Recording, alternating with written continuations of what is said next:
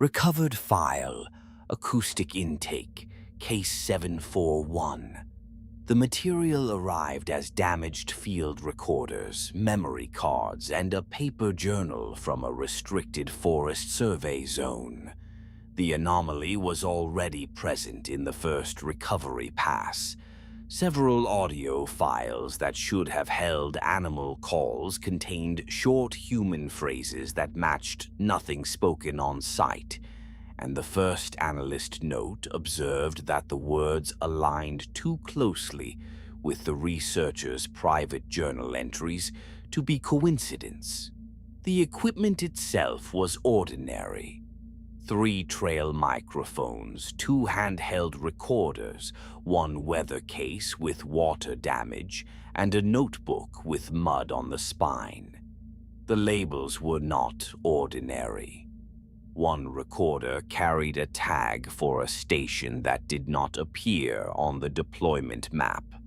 Another had a handwritten mark on the battery door that did not match the researcher's name or any field assistant on record. The weather case had been relabeled twice, as if the same hand had corrected its own inventory. What mattered was the content. A recovered segment from the first night of deployment contained a faint voice under insect noise and wind. The waveform was thin, almost incidental. The transcript team marked it uncertain at first. Then the journal was checked against the same hour. The researcher had written, "I keep hearing my own next sentence before I think it." That line was not spoken in the file. The audio instead contained, "You already said that." There was no conversation on site. The first comparison ruled out the easy explanation. I have seen false matches before, usually from loose time coding or distant human traffic. This case did not behave that way. The same kind of phrase appeared across multiple files from different stations, but each instance differed just enough to look like a reply rather than a broadcast. 1 clip from the southern line held, "Not out loud," followed by a long stretch of empty air. The journal for that hour contained a single margin note. "I was thinking that." He was alone. That detail could still have been dismissed as a bad coincidence, if not for the calibration report. The microphones were set to high sensitivity, yet the field notes recorded no vehicle approach, no radio bleed, and no nearby human movement. More troubling, the researcher began underlining phrases in the notebook that never appeared in the audio transcription until after he wrote them down. That reversed the expected order. It suggested the recordings were not capturing speech and then being interpreted as thought. They were arriving as if thought had been available to them first. A short fragment in the intake memo is worth keeping because it shows the first institutional hesitation. It reads, "Voice source not external, likely associative." That was the safest wording available. It was also too cautious. The same memo notes that 1 file contained a whisper timed to a question the researcher never asked aloud. The question existed only in his journal, where he had written, "If I stop thinking, will it stop?" The response on tape was immediate and clear enough to survive 3 restorations. It said, "No," by the end of the opening packet. The problem was no longer whether the forest had produced speech. It had. The problem was that the speech was answering things that were never spoken. The last clean page in the journal is a single sentence, written in a steady hand and later circled in pencil by an unknown reviewer. "The forest knows what you meant to say." Recovered file, acoustic intake, case 741. The first usable hour confirmed the anomaly without requiring extended interpretation. A field microphone on the southern line captured a human whisper after a long stretch of insect noise. The researcher had not spoken. No second presence appears in the deployment notes. The phrase aligned with a line in his journal, written minutes earlier. Not spoken, written. The waveform held a brief voice, low and dry, with no breath intake and no identifiable source in the stereo field. The transcript team marked it uncertain until the journal was cross-checked. On that page, he had written, "I keep hearing my own next sentence before I think it."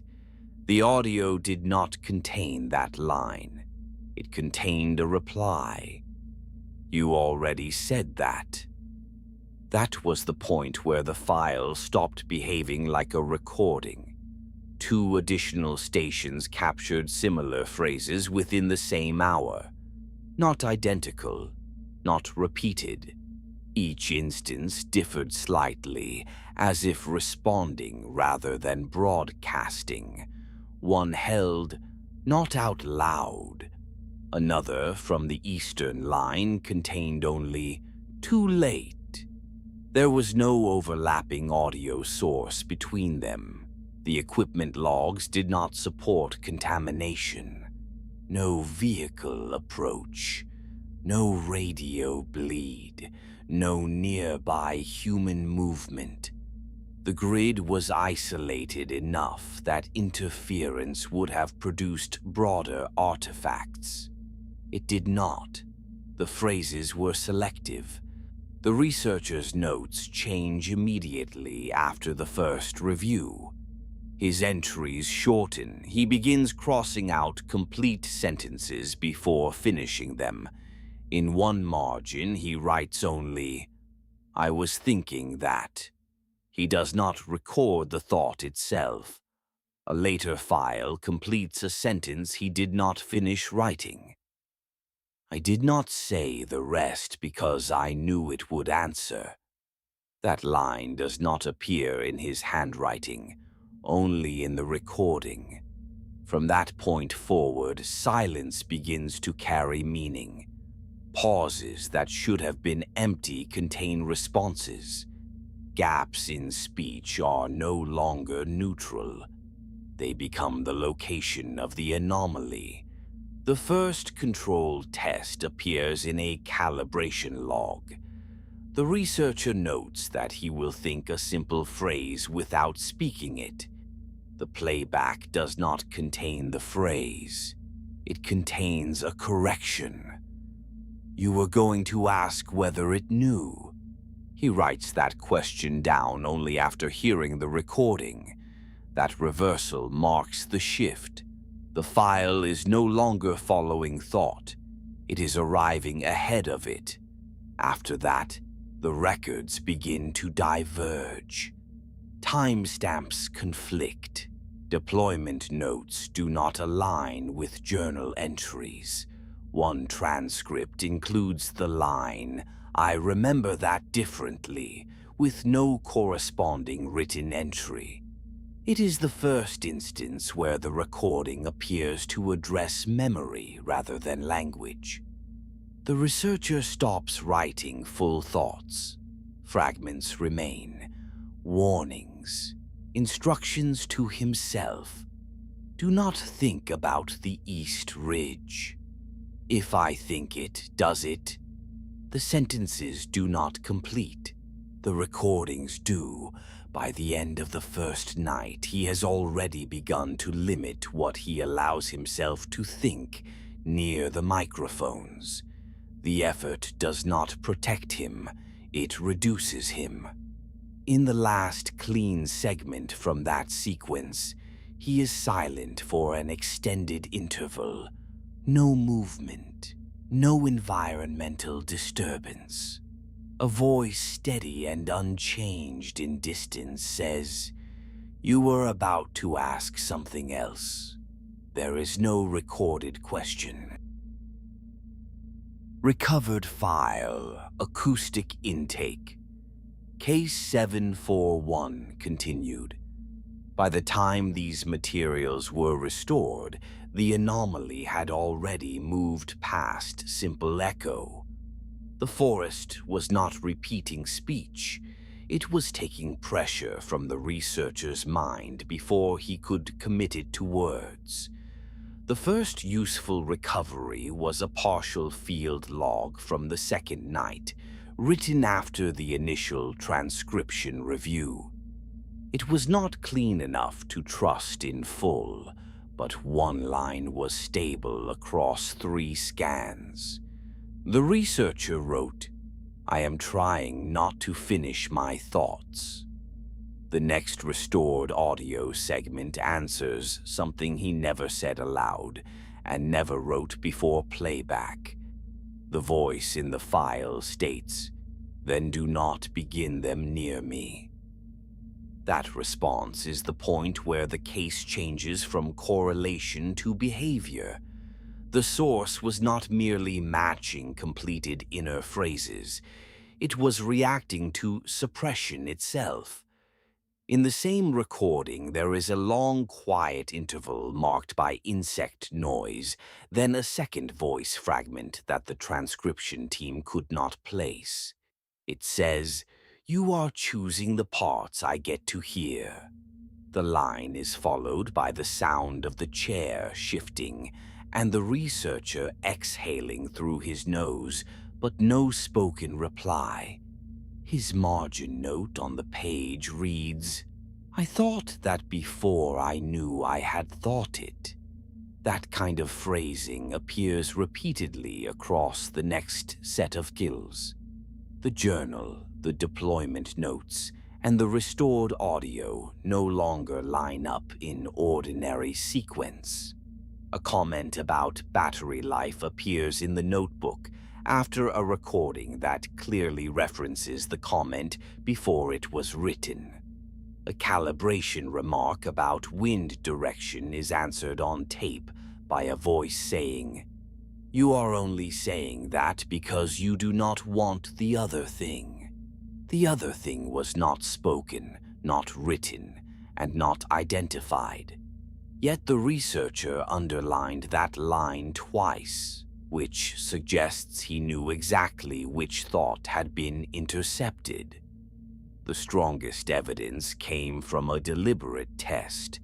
The researcher set up one recorder alone and recorded a voice note to himself, explaining that he would think a fixed phrase, then compare it against the file.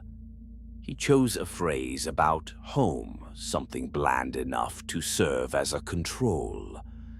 The playback did not contain the phrase itself. It contained a statement that made the control useless. The voice said, "You picked home because you thought of leaving." He later wrote that he had not intended to think of leaving. He had only intended to think of the house he had rented before the survey began. The journal entry is crossed out halfway through, but the exposed words are enough. His intention changed while he was writing about it, and the recording reflected the change before he had decided what it meant. The material did not just follow thought, it tracked the direction thought was trying to avoid. After this, the files begin to show a different kind of contradiction. The researcher tried to create clean tests by thinking specific, simple questions in sequence. The transcripts do not preserve the questions, only the answers. One clip returns, "No, not that one," immediately after a blank stretch. Another says, You already know which station is missing, even though the deployment map in the same packet does not show a missing station at all. It only shows a blank margin where a station label should have been. The blank margin is hand-cut, not torn. Someone removed it deliberately. That detail matters because it suggests human intervention after the fact, and the archive does not know by whom. A review slip in the intake packet says, "Map amended from original, reason unknown." The original is not present. The only surviving copy has a penciled circle around the eastern edge of the survey line, and beside it the researcher wrote, "I keep avoiding this place in my head." The next audio file from that area contains no visible voice source and no animal calls worth noting. After 40 seconds of silence, a voice says, "Good." The reaction to the test made the researcher more careful, but care only sharpened the anomaly. He began to make smaller and smaller mental checks, then to record what he was trying not to think. The results became correspondingly specific. If he tried to suppress concern about weather, the file answered with a description of his pulse. If he tried to think about the next battery change, the recording replied, "You mean the next time you look away." These were not broad symbolic lines. They were tailored. They fit the private shape of whatever thought he had refused to finish. One especially troubling note in the journal states, "The forest uses my refusals." That was written after a recorded segment in which there is no spoken prompt at all. Only half a minute of ambient sound and then a voice saying, "You do not have to say it to give it away." The researcher appears to have understood this as a change in the rules. He stopped writing questions in full and started leaving fragments, apparently hoping that incompletion would starve the response. It did not. If anything, the files grew more accurate. There is a transcription annotation from the next morning that deserves separate mention because it is the first clear sign that the process was becoming more immediate. The researcher noted a thought about rain before it happened in weather. Within the same clip, before any weather change was audible, a voice said, "You were about to decide it was safer in the tent." The recorder had been inside the tent. The statement was correct, but the decision was not yet fully formed when the answer arrived. He had not moved. He had only considered moving. At that point, the logs begin to degrade in a way that suggests stress, but the degradation is not ordinary loss of quality.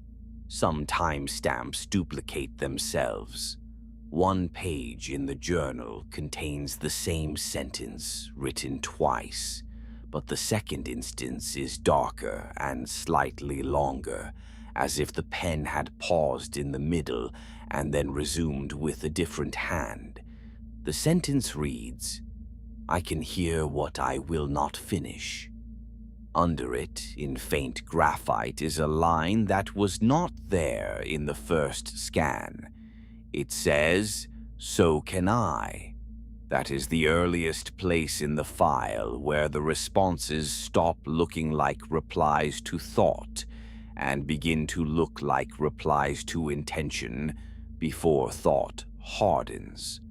The researcher recognized it too because his next set of notes becomes less analytical and more defensive. He wrote that he was trying to keep the mind blank. The audio answer to that effort was immediate and unambiguous. It said, "Blank is still a shape." I should note that the phrase appears over a section of tape with no human speech and no disturbance in the environment. No footsteps, no radio bleed, no animal movement close enough to matter. Only the answer, as if the forest had been waiting for the removal of internal noise, rather than for sound itself. That is the material point where the archive stops being able to separate environment from observer. The researcher's private hesitation had become the triggering medium. The final restored file in this group is the one that changed the classification request. It begins with 14 seconds of silence. Then the researcher inhales as if about to speak. He does not. The transcript has a single line, voiced softly and very near the microphone. "You are going to think of me." He never wrote that he was afraid of the forest as a place. He wrote that he was afraid of what it could infer from him. That distinction was enough for the earlier stages. It was not enough here. The next page in the journal is empty except for one sentence, centered halfway down and pressed hard into the paper. It says, "I have stopped hearing the difference." Recovered file, acoustic intake. Case 741, continuation packet 3. By this stage, the recordings no longer waited. They did not require a finished thought. They did not require suppression. They answered before either. A calibration reel marked for silence intervals contains 11 seconds of empty waveform, followed by a voice. No, not that one. The researcher had not written a question. He had only begun one, then crossed it out before committing it to the page. The recording answered the hesitation. After that, the tests stop behaving like tests. A second file from the same evening captures a statement that should not have been possible.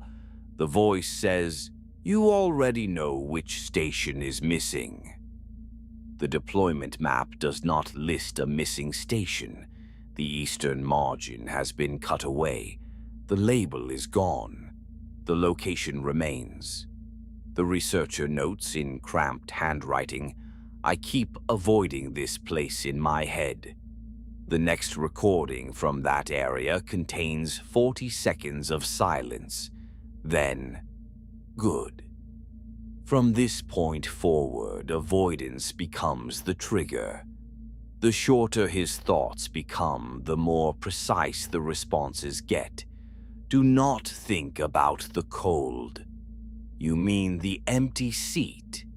There is no empty seat recorded in the tent inventory. There is a stool listed in the gear sheet. It does not appear in the photographs.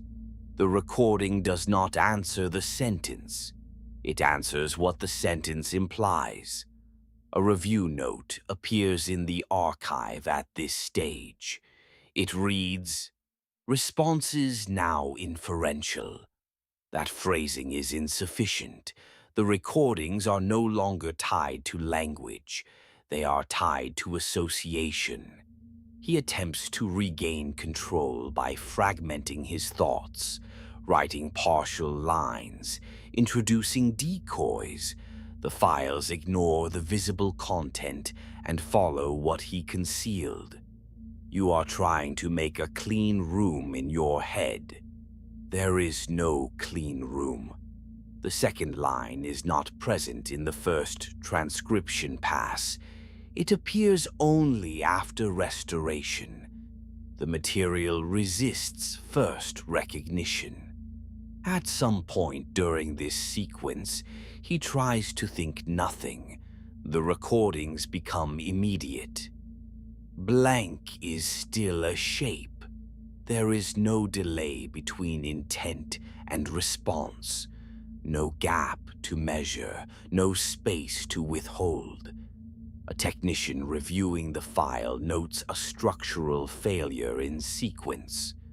One recording appears to answer a thought before it is written in the accompanying log. The note reads, "He asked before he knew he had asked." No speaker is assigned. The implication is not limited to the field. The effect begins to extend to the review process itself. The researcher leaves a page listing things he refuses to think. Weather, the eastern line, the missing station, leaving. The final entry is illegible. The associated recording states, "You do not need to finish that to lose it." After that, the distinction between thought and anticipation collapses. One file records no speech for nearly a minute. Then, without any identifiable prompt, you were about to decide not to be alone. He had not written that decision. He had not spoken it. The recording proceeds as if it had already occurred. From this point forward, the logs degrade in a new way. Not loss of quality, loss of sequence. Timestamps repeat. Environmental notes conflict. Separate files begin to mirror each other. The recordings are no longer isolated events. They are following the shape of his attention. The final intact segment in this packet is brief.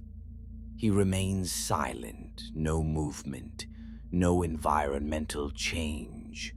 The voice says, "You are already rehearsing the part where you realize you knew." The silence that follows is not empty. The next journal page contains a single sentence, written with increased pressure. "I am hearing my next hesitation." That is the point where the materials stop documenting events. They begin anticipating them. Recovered file, acoustic intake. Case 741, final review packet. The file was reclassified after the last intact audio segment was compared against the surviving journal pages and the intake notes. The central irregularity did not resolve. It narrowed.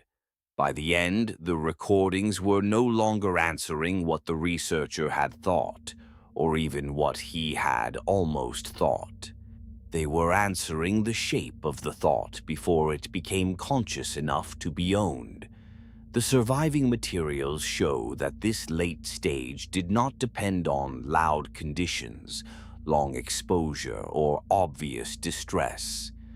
The most troubling clips are the quiet ones.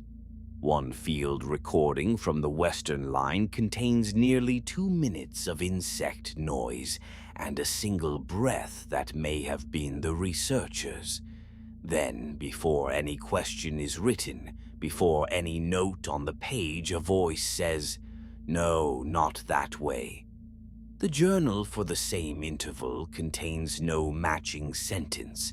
What it does contain is a fresh indentation in the paper, as if he had pressed the pen down and stopped before making a mark. That pattern repeats more than once in the final packet. Empty pressure, no ink. A response anyway. The researcher appears to have understood, too late, that the recordings were not waiting for spoken language at all.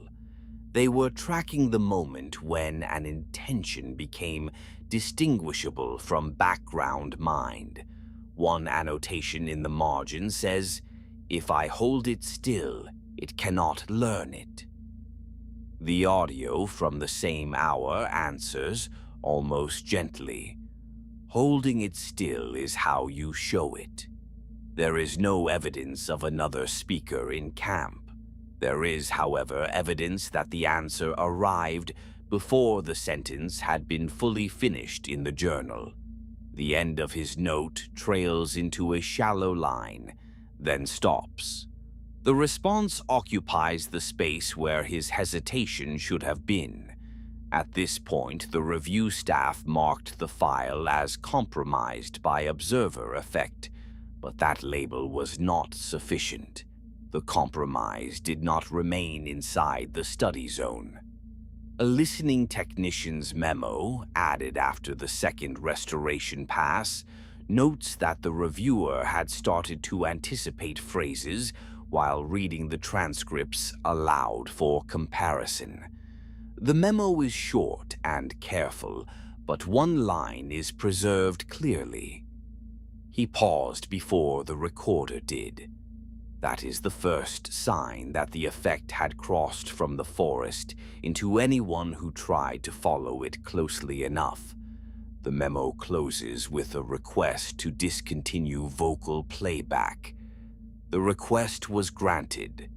The final restored recording is incomplete. The first half contains no clear speech, only the usual tent noise and a brief scrape, likely the recorder being handled. Then the researcher exhales.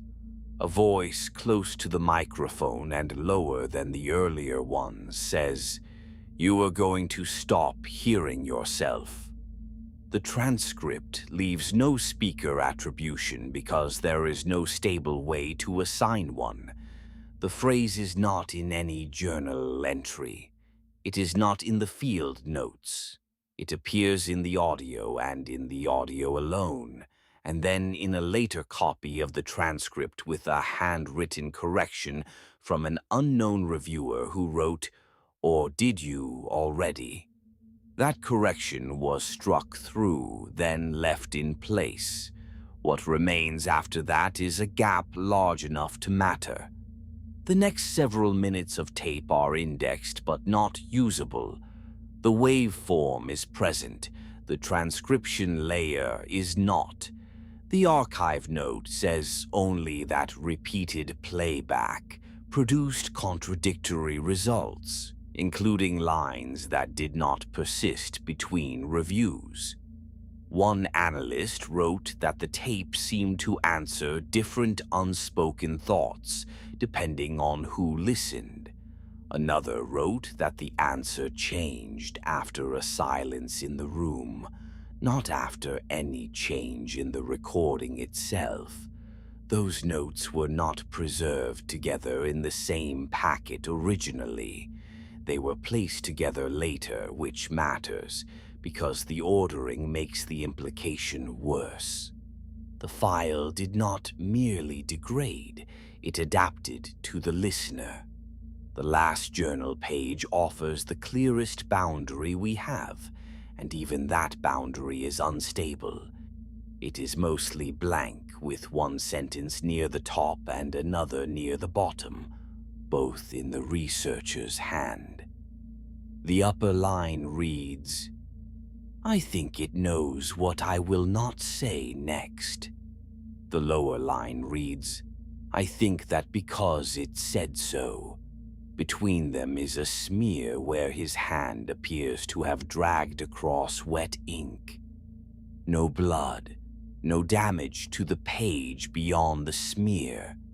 Just loss of legibility at the point where private thought should have remained private. The closing review did not identify a mechanism, and it did not need to. The practical decision was to restrict the material, separate the audio from the journal, and prevent further spoken comparison. That decision is recorded in Vault 13 indexing terms, with the usual caution regarding cognitive contamination in recovered sound cases. I have seen that caution applied before. I have not seen it justified by a file that begins to predict the listener's hesitation. The case remains open in the only way that matters. The forest did not need a voice of its own. It only needed proximity, duration, and someone willing to notice what they had not yet finished thinking. The final intake note says the recorder was returned with the batteries removed. It also says that the last test playback, made after removal, still produced a single clear line before power loss. It says, "You heard that coming." This concludes the recovered file. May future listeners take caution in its implications. The Archivist, Vault 13.